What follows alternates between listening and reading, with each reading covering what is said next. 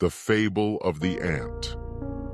Was not in search of truth, the statesman Chuyon buried deep, in longings unfulfilled, a watery grave to sleep.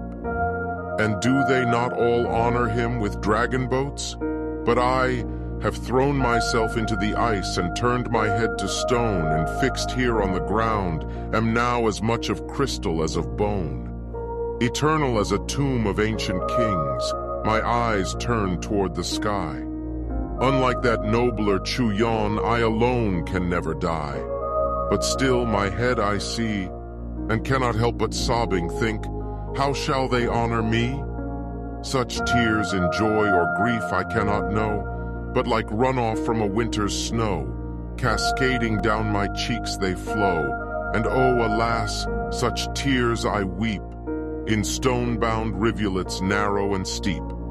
On pilgrimage came the king of ants, his vassals, lords and ladies all, to the glorious founts of my marble ears, to sup and drink and then debate this flavor of my tears. 'Tis joy, says one philosopher ant on spiky legs of 6, for joy is sweet and grief is sour, and this is singular and rich. Then these are tears of joy indeed, all tasting, they agreed, delicately conversing, politely drinking, sipping, gentle-hearted in their greed. But there was one among them much wiser than the rest. He reared on 2 black shining legs, his abdomen gaily dressed. He preened a bit, and brushed and combed and groomed his pointy beard, and with a taste quite calmly said, "It is just as I feared." For this, though sweet, can never be a tear of joy, you see. For joy can bring but sorrow, and grief but pleasantry. 'Tis grief you taste, for grief is sweet. 10,000 soldiers' pounding feet, the wail of mothers losing sons, of wars, of times, of lives undone. But sweet is grief, its cleansing sheds the lonely sobs for empty beds.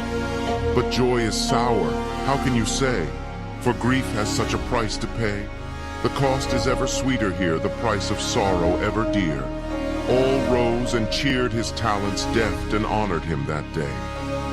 Ants raised their cups and cheerily left. All sobbing went away. Now nobles gone, their kings and queens. Philosophers' words all said. This verse now spent I shall rename the Fable of my Head.